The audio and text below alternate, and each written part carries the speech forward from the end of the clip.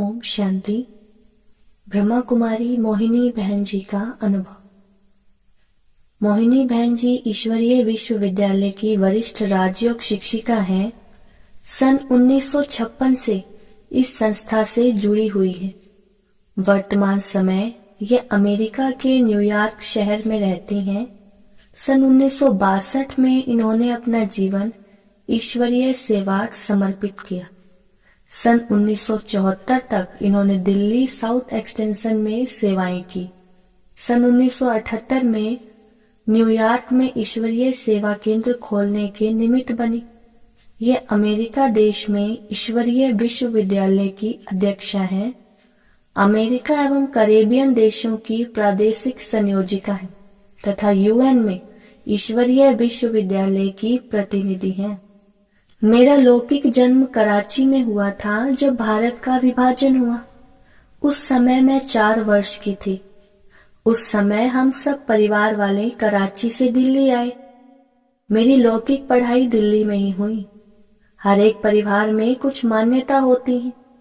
ऐसे ही हमारे परिवार में भी एक मान्यता थी कि घर की लड़कियों को अच्छी तरह से शिक्षा देनी चाहिए, पढ़ाई पढ़ानी चाहिए। इसका एक कारण भी था। हमारे खानदान में एक बहन थी, उसका विवाह एक धनाढ्य परिवार में हुआ। उनका व्यापार था, लेकिन एक बार व्यापार में कुछ नीचाई ऊंचाई आई तो उनका जीवन कठिनाई में आ गया। तब से हमारे घर में दादा नाना आदि जो बुजुर्ग थे, उनको यह विचार आया कि हम अपनी लड़कियों को इतना पढ़ाएं ताकि आगे जीवन में कुछ भी हो वे स्वतंत्र रूप से जीवन यापन कर सकें, आर्थिक रूप से अपने पांव पर खुद खड़ी रह सके। मैं स्कूल में तो पढ़ती थी, लेकिन मुझे अंदर से यह भावना रहती थी कि मेरा साधारण जीवन नहीं होना चाहिए।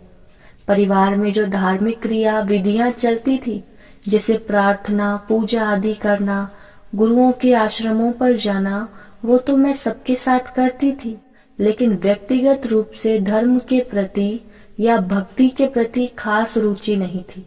हाँ, नैतिक मूल्यों पर बहुत ध्यान था। सच बोलना, ईमानदार बनकर रहना, यह अच्छा लगता था। लेकिन चारों तरफ का वातावरण देखती तो मुझे कहीं से भी इन मूल्यों के लिए प्रोत्साहन नहीं मिलता था। इसलिए मन में यह होता था कि हमें ऐसी शक्ति मिले या ऐसा आध्यात्मिक ज्ञान मिले जिससे हम नैतिक मूल्यों के साथ जीवन व्यतीत कर सकें। विद्यार्थी जीवन से ही मैं स्कूल की पुस्तकों के अलावा आध्यात्मिक पुस्तकें भी पढ़ती थी, जैसे कि स्वामी विवेकानंद जी और स्वामी रामतीर्थ जी की किताबें। वैसे हमारे परिवार का संबंध ईश्वरीय विश्वविद्यालय से सन 1936 से ही है। जब ये संस्था सिंध में आरंभ हुई, तब लगभग सब सिंधी परिवार वहां गए थे। हमारे पिताजी भी सब परिवार वालों के साथ ओम मंडली में गए थे। जब अन्य परिवारों में औरतें ईश्वर समर्पित होने लगी तो डर के मारे हमारे परिवार वालों का भी जाना बंद करवा दिया गया। फिर भी मेरी मौसी और उनके युगल यज्ञ में उस समय ही समर्पित हो गए थे। मौसी को गोपी दादी कहते थे और उनके युगल को स्वामी जी कहते थे। फिर 14 साल तक ओम मंडली से हमारे परिवार का कुछ संबंध नहीं रहा। जब ओम मंडली आबू आई तो सन 1951 में ये लोग दिल्ली में हमारे घर आए थे। वहां सेवा करने के लिए कुछ सहयोग चाहिए था। उस समय मैं लगभग 11 वर्ष की थी। मैंने पहली बार ब्रह्मा कुमारी बहनों को देखा। सबको बताया गया था कि आप किसी को ब्रह्मा कुमारियों से नहीं मिलना है। बहनें घर पर आती थी जाती थी। घर के बड़े उनसे मिलते थे, बाकी छोटों को उनसे मिलने नहीं देते थे। फिर भी मेरे मन में उत्सुकता रहती थी कि इन बहनों से मिलना चाहिए, बातें करनी चाहिए। सब बड़ी दादियां जैसे मनोहर दादी, गंगे दादी, बड़ी दीदी, दादी गुलजार आदि हमारे घर पर आती थी। उनकी वेशभूषा तो बेशक साधारण थी, लेकिन जब उनको देखती थी तो लगता था कि यह अन्य लोगों से भिन्न है। उनकी अलौकिकता मुझे बहुत आकर्षित करती थी। उनका हर्षित चेहरा, उनकी सादगी और सफाई, ये सारी बातें मुझे मंत्र मुग्ध करती थी। दूर से ही उनकी बातें सुनती थी। उस समय मुझे इतना पता था कि एक बाबा हैं जिनको ब्रह्मा बाबा कहते हैं। सन 1956 में मेरी कॉलेज की शिक्षा पूरी हुई। मुझे विश्वविद्यालय में जाना था। इसी बीच में थोड़ी छुट्टियां थी। उस समय मेरे मन में आया कि आध्यात्मिक शिक्षा लेनी चाहिए। तब मुझे पता चला कि हमारे घर के नजदीक ब्रह्मा कुमारी ईश्वरीय विश्वविद्यालय की शाखा खुली है। एक दिन वहां गई। बहनों ने कहा कि आप रोज आओ, अपनी माताजी को लेकर आओ, अपने संबंधियों को भी लेकर आओ। मैंने तो जाना शुरू किया, लेकिन उस समय मन में यह नहीं था कि मैं भी उन जैसा जीवन व्यतीत करूं। अच्छा तो लगता था, लेकिन उन जैसे सफेद कपड़े पहनकर साध्वी बनने का मेरा लक्ष्य नहीं था। जब प्रातःकाल उठकर बैठती थी तो लगता था कि अंदर कुछ तो हो रहा है, कोई मुझे खींच रहा है। मैं सोचती थी कि मुझे आगे पढ़ाई करनी है, फिर भी मैं सेवा केंद्र पर जाती थी, लेकिन रुचि से नहीं, वैसे ही जाती थी। फिर मैंने बाबा से संपर्क स्थापित करना शुरू कर दिया। एक बार मैंने बहनों से पूछा कि क्या हम बाबा को पत्र लिख सकते हैं। बहनों ने कहा कि हाँ, लिख सकते हैं, और बाबा उसका उत्तर भी देते हैं। मेरे लौकिक पिता भी शरीर छोड़ चुके थे, तो मैंने बाबा को पत्र में लिखा कि आपकी बच्ची बनना है तो क्या क्या शर्तें। इसके उत्तर में बाबा ने बहुत अच्छा पत्र लिखा कि अगर रोज प्रातः क्लास में आऊंगी, ज्ञान सुनोगी, तो आपका बाबा से संपर्क बनेगा। मैंने सोचा कि थोड़े समय के लिए प्रातः क्लास में जाकर थोड़ा सुनूं, थोड़ा सीखूं। उन दिनों कोई साप्ताहिक कोर्स आदि नहीं था। साधारण तरीके से सेंटर पर मुझे ज्ञान समझा दिया गया था। सेंटर पर जाते हुए मुझे 1 महीना ही हुआ था कि साकार बाबा का दिल्ली में आना हुआ। पत्रों से तो हमारा संपर्क बाबा से था ही। मैंने बहनों से कहा कि मैं बाबा से मिलना चाहती हूँ। बाबा ने मुझे शाम 5 बजे का समय दिया। तब तक मैंने कॉलेज जाना शुरू कर दिया। मैंने इतिहास और राज्य शास्त्र विषय लिए थे। मैं चाहती थी कि दुनिया के बारे में थोड़ा सा पता चले। उस दिन कॉलेज के बाद बाबा के पास गई। बाबा मेरे साथ 15-20 मिनट बैठे रहे। मेरे साथ बाबा ने बहुत व्यावहारिक बातें की, जैसे कि आप क्या पढ़ती हैं, उसमें क्या पढ़ाते हैं, इतिहास में क्या बताते हैं, आपके क्या क्या शौक हैं आदि। बाबा ने मेरे साथ बहुत प्यार से बात की। बाबा की पर्सनालिटी जो थी, उसको देखकर लगता था कि वह अंदर बाहर एकदम स्पष्ट और स्वच्छ है। बाबा का व्यक्तित्व तो दिव्य और भव्य लगा ही, लेकिन बाबा का व्यवहार, बच्चों को टोली खिलाना, उनसे बातें करना, ये सारे बहुत रॉयल रहे। लौकिक में भी मैं परिवार वालों के साथ अन्य आश्रमों में जाती थी, लेकिन गुरु आदि से दूर दूर थी। घर वाले कहते थे कि इनके पैर छुओ, प्रणाम करो, उनके पास बैठो, लेकिन मैं कहती थी नहीं, जब वे प्रवचन देंगे तो सुनूंगी। उनके नजदीक जाने की इच्छा नहीं होती थी। जब मैंने ब्रह्मा बाबू को देखा तो मुझे ऐसे फीलिंग होने लगी कि यह सही गाइड है। ये जो शिक्षा दे रहे हैं, मुझे इसी तरह की शिक्षा चाहिए जिससे मैं अपना जीवन बना सकूं। बाबा ने मुझे कहा, बच्ची तुम पढ़ाई नहीं छोड़ना। बाबा को ऐसी पढ़ी लिखी बच्चियां चाहिए जो विदेशों में सेवा करें। मेरी पढ़ाई भी अंग्रेजी में थी।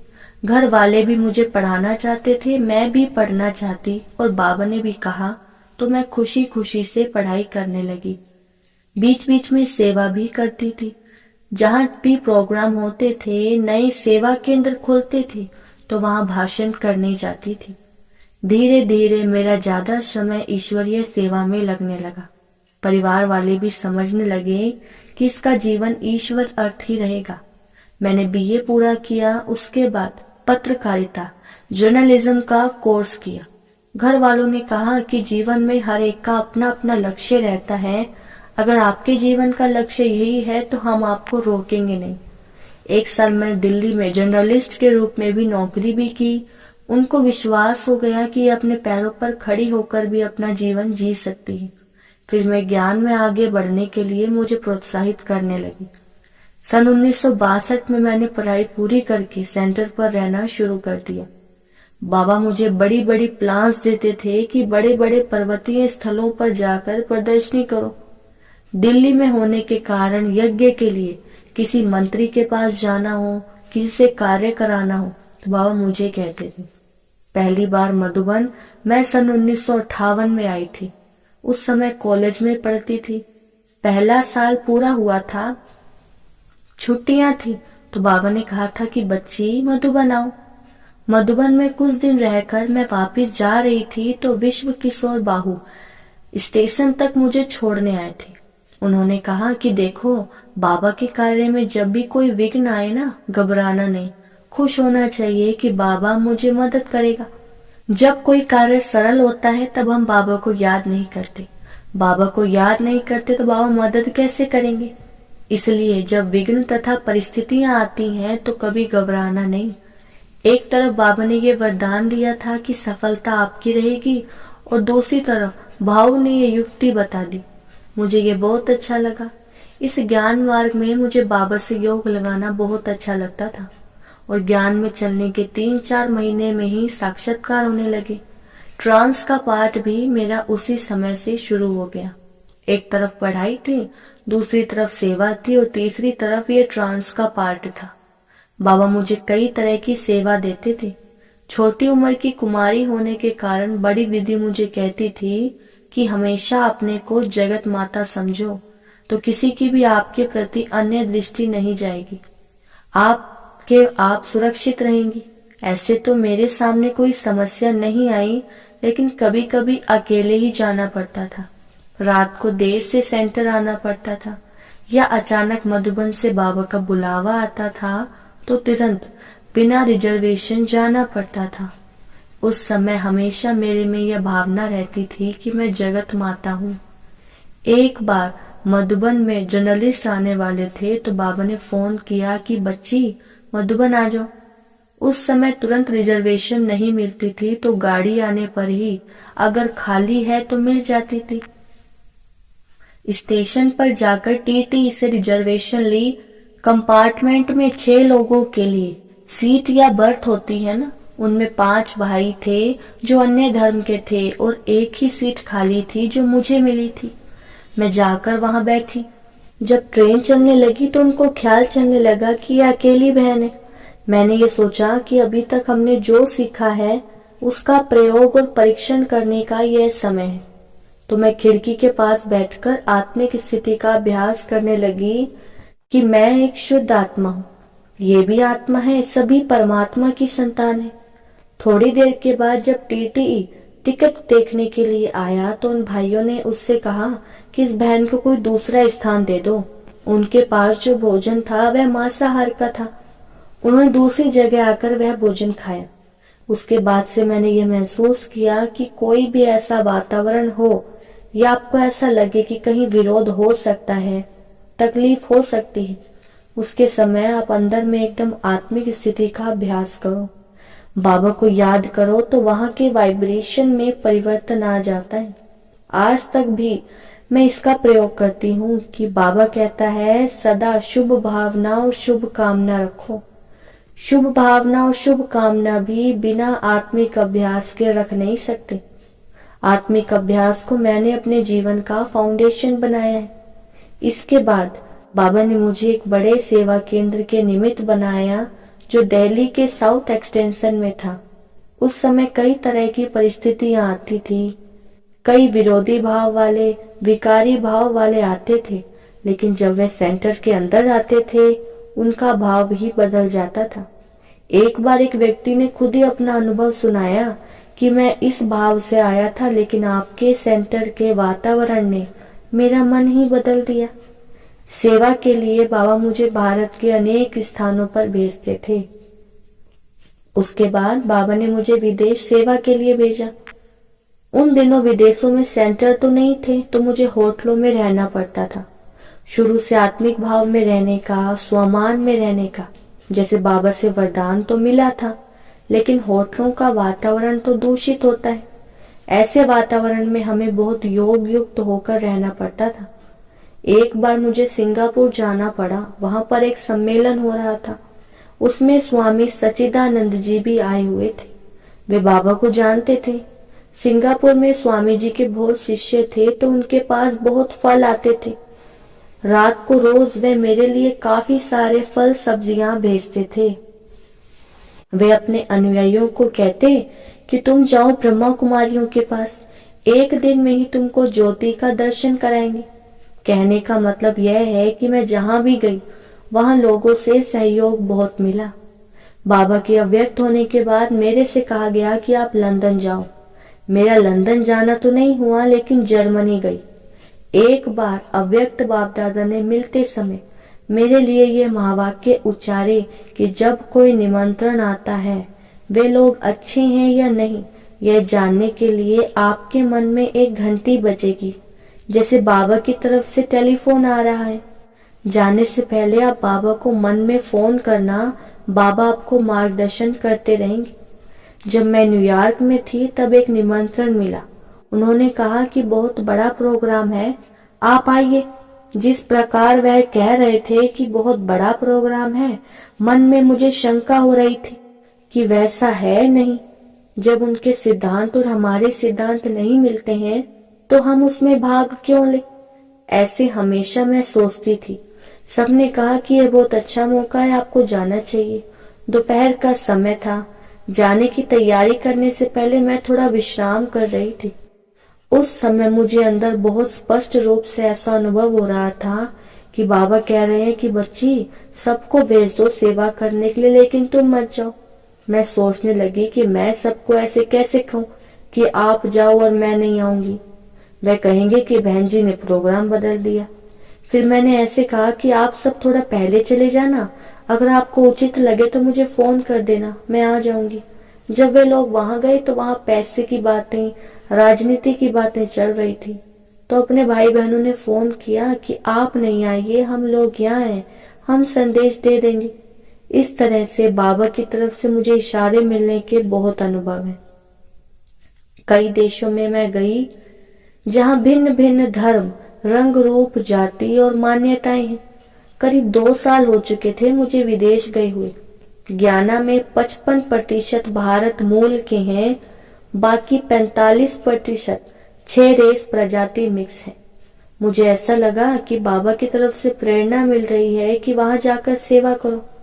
पहले तो सबने कहा कि नहीं, आपको वहां नहीं जाना चाहिए, वहां डर है। लेकिन मैंने कहा मैं जाऊंगी, क्योंकि बाबा की तरफ से इशारा मिला है, मैं जाऊंगी ही। जब वहां गई तो रेडियो, टेलीविजन, पेपरों में राजयोग का बहुत प्रचार होने लगा। ऐसे प्रचार होता था कि छोटी छोटी बहनें आई हुई हैं, राजयोग के बारे में बहुत अच्छा सिखा रही हैं। लेकिन वहां के जो धार्मिक नेताएं, पंडित आदि थे, उनको अच्छा नहीं लग रहा था।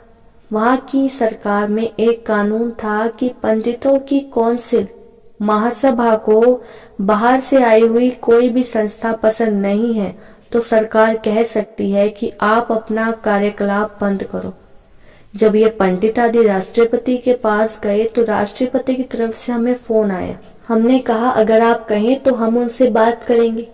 राष्ट्रपति ने उन महासभा वालों से कहा कि वो बहनें तो तैयार हैं आपसे बात करने के लिए। फिर महासभा वालों ने कहा कि वे हमारी कौंसिल में आए। तब तक सरकार के बड़े बड़े व्यक्तियों के साथ और मंत्रियों के साथ हमारी पहचान अच्छी हो गई थी। तो उन्होंने कहा वे तो बहनें हैं, आपके पास कैसे आए, आप ही उनके पास जाइए, आराम से बात कीजिए। हमने भी कहा हमारा बड़ा सेवा केंद्र है, हम आप सबके लिए भोजन भी बनाएंगे, आप सब आइए। हमने देखा उस महासभा में मुख्य 8 लोग थे। उनको डर था कि इन लोगों के कारण हमारे पूजा, यज्ञ, हवन आदि धार्मिक कार्यों में बाधा आएगी। हमने उनसे कहा आपकी वे जो धार्मिक विधियां हैं ये हम नहीं सिखाते, हमारे कारण आपकी आमदनी कम होने की बात ही नहीं, तो आप विरोध क्यों करते हैं। इसके अलावा उनके शास्त्रधारित कई प्रश्न थे जिनको वह पूछने लगे। उनके प्रश्नों का मैं बाबा की याद में रहकर उत्तर देती गई तो 8 में से 7 पंडित संतुष्ट हो गए और संस्था के प्रति उनका स्नेह भाव उत्पन्न होने लगा। उनमें से एक जो मुख्य था वह समझ रहा था कि ये लोग ब्रह्मा कुमारियों से प्रभावित हो रहे हैं, लेकिन मुझे तो इनके प्रति विरोध की भावना रखनी है। उन्होंने राष्ट्रपति को रिपोर्ट दी कि भले ही वे लोग यहाँ रहे लेकिन भक्ति के बारे में कुछ नहीं बताए। हमने कहा हम तो भक्ति के बारे में नहीं बताएंगे, परंतु लोग पूछते हैं तो उत्तर तो देना ही पड़ता है। सरकार की तरफ से हमें बहुत प्रोत्साहन मिलता रहा। प्रश्न है, ईश्वरीय ज्ञान मार्ग में आपको क्या अच्छा लगा? उत्तर, ईश्वरीय ज्ञान में कुछ बातें बहुत सहज और सरल लगी तथा एकदम अच्छी लगी। जैसे परमात्मा का परिचय, विशेष रूप से श्री कृष्ण से मेरा बहुत प्यार था, बहुत ही प्यार था। जैसे ही मैंने सुना परमात्मा एक है, निराकार है, सर्वात्माओं का पिता है, तो यह बात मेरे मन में लगी। दूसरी बात, अगर मैं ईश्वर की संतान हूँ तो मेरे में अंश मात्र भी उनके गुण जरूर होंगे। अगर मैं राजयोग का अभ्यास करूंगी तो उनके गुण मेरे में पूर्ण हो जाएंगे। अगर मेरे में 1% है तो 10 हो जाएंगे, 10% है तो 100% हो जाएंगे। जब मैं योग में पहली बार बैठी तो उन्होंने अभ्यास कराया कि आप शांत स्वरूप हैं, परमात्मा शांति के सागर हैं। आप आनंद स्वरूप हैं, परमात्मा आनंद के सागर है। इस बात ने मुझे इतना निश्चय बुद्धि बनाया कि मुझ में परमात्मा के 100% गुण थे, लेकिन अब नहीं रहे, तो मुझे बाबा से वो पूरा वर्षा लेना है। तीसरी बात, परमात्मा के साथ का अविनाशी संबंध मुझे बहुत अच्छा लगा।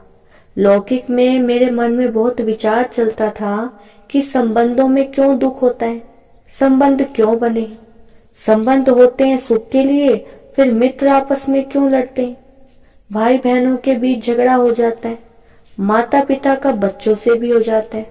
संबंधों में झगड़े और जो दुख थे ना, ये मुझे समझ में नहीं आते थे। सोचती थी कि इंसान संबंध क्यों बनाता है अगर सुख नहीं दे सकता तो। जब मुझे ये ज्ञान मिला, समझ मिली कि परमात्मा से मुझ आत्मा का अविनाशी संबंध है और वह दुख हरता तथा सुख करता है, उसके साथ संबंध जोड़ने से सुख ही मिलता रहेगा और दुख दूर होता जाएगा। अगर उससे मुझे सुख ही मिलता रहेगा तो अन्य मनुष्यों के साथ व्यवहार में भी मैं उस सुख का ही प्रयोग करूंगी। चौथी बात मुझे यह अच्छी लगी कि यह जीवन एक माननीय जीवन है। लौकिक में भी मैं मानती थी कि यह जीवन अनमोल और माननीय है, लेकिन कैसे माननीय है यह पता नहीं था।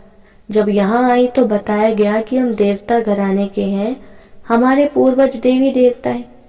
दिव्यता और पवित्रता ही हमारा अनादि और आदि स्वरूप है। यह मुझे बहुत अच्छा लगा। यह ज्ञान जानने के बाद जब मैं आंखें बंद करती थी तो एक छोटी सी देवी दिखाई पड़ती थी और वो देवी मैं ही हूँ, यह भावना अपने प्रति प्रकट होती थी। आज तक भी जब भी मैं बैठती हूँ तब मुझे यही लगता है कि मैं एक देवी हूँ या एक हल्का लाइट स्वरूप फरिश्ता हूँ।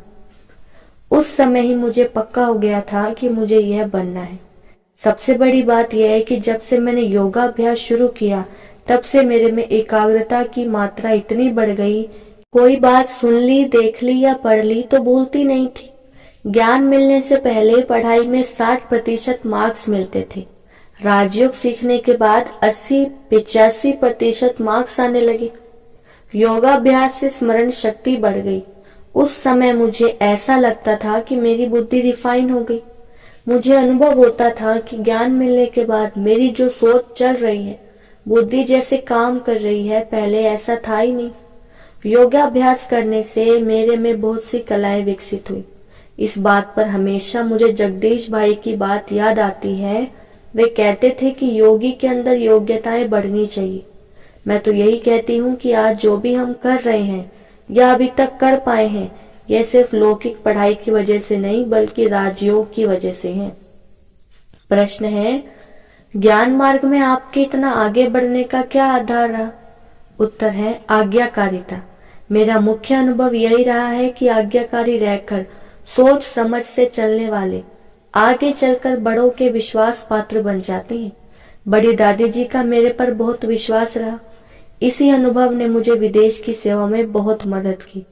मैं जब भी विदेश से भारत आती थी, दादी जी का वो विश्वास ही फिर से विदेश सेवा में वापस जाने की प्रेरणा देता था। ज्ञाना गए 1 साल हो चुका था। ज्ञाना मधुबन से बहुत दूर है, करीब 16,000 मील दूर।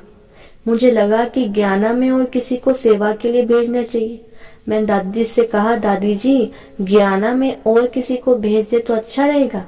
दादी जी ने कहा, अगर आप ऐसे समझते हो तो आप ही को किसको भेजना है। अगले दिन मैंने दादी जी से कहा, दादी जी मुझे ऐसा लग रहा है कि वर्तमान समय वहाँ जो सेवा चल रही है उसको उस स्तर पर लाने के बाद वहाँ और किसी को भेजेंगे तो ठीक नहीं रहेगा, इसलिए मैं समझती हूँ कि और 1 साल मैं वहीं पर रहूं। यह बात सुनकर दादी जी मुस्कुराने लगी और कहा, आप जैसे सोचो। दादी जी ने वहाँ किसको भेजना है ये जिम्मेवारी मेरे ऊपर ही छोड़ दी और कहा कि आप ही बताओ किसको भेजना है। दादी जी के इस विश्वास तथा प्यार ने मुझे सोचने के लिए मजबूर किया और मैंने ये निर्णय लिया और 1 साल में ही वहां रहूं। शुरू शुरू में जब अमेरिका में सेवा के लिए गई तो लोगों ने कहा कि यहाँ ऐसे ऐसे लोग हैं, आप क्या सेवा करेंगी। मैंने कहा, बाबा ने भेजा है और दादियों का विश्वास है, मैं सोचती ही नहीं हूँ कि क्या करें कैसे करें। जब बाबा ने तथा बड़ों ने भेजा है तो वो कार्य हो ही जाना है, इसलिए मैं ये कहती हूँ कि पहले आज्ञाकारी बनो। आज्ञाकारी बन अपनी समझ से कार्य करो। कई समझते हैं कि आज्ञाकारी बनने से हमारा क्या महत्व रह गया। मैं कहती हूँ कि बड़ों की बात पहले सुनो, उसके बाद वे ही पूछेंगे कि इस बात के लिए आपका क्या विचार है। बड़े यह कार्य करने के लिए आपको ही कह रहे हैं तो इसका अर्थ है कि उनको विश्वास है कि आप कर सकते हैं। आप भी उतने ही विश्वास से स्वीकार करो और करो तो उनके आशीर्वाद और आपकी मेहनत से वो हो ही जाएगा। प्रश्न, आप कॉलेज जीवन में ही ज्ञान में आ गई तो आप में उसी समय बहुत से परिवर्तन आ गए होंगे और आपकी सहेलियों या प्राध्यापकों आदि ने कुछ कहा तो होगा। उत्तर, विद्यार्थी जीवन में ज्ञान पाने के बाद वेशभूषा में, खान पान में, कार्य व्यवहार में बदलाव तो आता ही है। पहले रंग बिरंगे वस्त्र पहनना, तरह तरह से बाल बनाना, कैंटीन में खाना पीना, बैठना आदि तो सहज ही चलता था। उस समय कॉलेज में हलचल तो हुई लेकिन मैं हर कार्यक्रम में भाग लेती थी, जैसे कि ड्रामा में, खेल में, आर्ट में। कॉलेजों में मंत्रालय बनाते हैं ना, जैसे खेलकूद, प्रशासन, कल्चर आदि, वैसे मेरे पास हेल्थ की मिनिस्ट्री थी। उन दिनों में एक्सरसाइज में, खेलकूद में बहुत विश्वास करती थी। सुबह प्रार्थना आदि कराना भी मेरे को देते थे। वैसे बचपन से ही मुझे स्कूलों में अवार्ड मिलते थे कि ये सबके साथ मिलकर चलती है, अनुशासित है। मेरे ज्ञान में आने के बाद सहेलियां नोट करती थी कि इसको क्या हो रहा है, क्यों नहीं हमारे साथ सिनेमा देखने आती है। मेरी राज्य शास्त्र की प्रोफेसर भी मेरे बारे में बहुत सोचती थी। एक दिन शाम को 4:45 कॉलेज पूरा होने के बाद मैं बाहर आई, तब वह मुझे बुलाकर कहने लगी कि आज तुमको अपनी गाड़ी में मैं ले चलूंगी। उसका घर हमारे घर से थोड़ा आगे था। मैंने कहा ठीक है, मुझे रास्ते में छोड़ देना। रास्ते में उसने कहा कि आप इतनी सिंपल क्यों हो रही हैं, आप इतनी शांत क्यों रहती हैं। मैं हर बात में कॉलेज में बहुत एक्टिव थी, बाद में भी रही, लेकिन कई बातों में भाग लेना बंद कर दिया। पूछने लगी कि आपको घर में कोई समस्या है, कोई दुख या तकलीफ है, क्या मैं आपको मदद कर सकती हूँ, आप इस तरह से क्यों हो। मैंने बताया कि मुझे जीवन में एक महान लक्ष्य मिला है, उसने मुझे ये सादा जीवन बिताने की प्रेरणा दी है। वैसे तो मैं पहले से ही सादगी को पसंद करती थी, मैं मानती थी कि सादगी ही शालीनता है। वह बहुत ही फिक्र करने लगी मेरे प्रति। उसने सोचा कि शायद घर में इसको कोई समस्या होगी। बाद में एक बार हमने कश्मीर की तरफ पहलगांव में चित्र प्रदर्शनी लगाई थी, वह प्रोफेसर भी घूमने वहां आई हुई थी। उसने मेरे को सफेद साड़ी में देखा तो बोली, क्या करती हो तुम। मैंने कहा, आप पहले चित्र प्रदर्शनी देखो, बाद में हम बात करते हैं। मैंने किसी और को बोला कि इनको चित्र समझाओ। बाद में मैंने उनको कहा कि मुझे परमात्मा की तरफ से यह ज्ञान मिला है और मुझे ऐसा लगता है कि परमात्मा कहता है कि तुम अपने जीवन को इस सेवा में लगाओ, मेरा ऐसा मन बना हुआ है। उसने कहा कि चलो, मुझे गौरव है कि आपने जीवन में एक मिशन बनाया है। जिस कॉलेज में मैंने पढ़ाई की है उस कॉलेज के प्रोफेसर और प्रिंसिपल अभी तक भी मेरा बहुत सम्मान करते हैं। उनको कोई बड़ा कार्यक्रम होता और मैं दिल्ली में होती हूँ तो मुझे बुलाकर बहुत सम्मान करते हैं कि हमारे कॉलेज की एक स्टूडेंट, एक कन्या इस तरह के आध्यात्मिक जीवन में गई और इस संस्था में एक लीडर के रूप में है। प्रश्न, मम्मा के बारे में थोड़ा बताइए। उत्तर, मम्मा से मेरा बहुत प्यार था। मम्मा कहती थी कि मोहिनी, तुम सतोगुणी पुरुषार्थी हो। मैंने मम्मा से पूछा था कि क्यों। मैं बहुत सी बातों में रुचि नहीं रखती थी, जैसे कि फालतू बातें करना या बैठकर गप्पे मारना। किसी के बारे में बोलना या सुनना, ऐसे समय पर उस जगह पर मैं बैठ नहीं सकती थी, उठकर चली जाती थी। मैं किसी के बारे में बात भी नहीं करती थी और किसी की बातों में हस्तक्षेप भी नहीं करती थी। अगर कोई मेरी आलोचना भी करते थे तो भी मुझे कोई फर्क नहीं पड़ता था।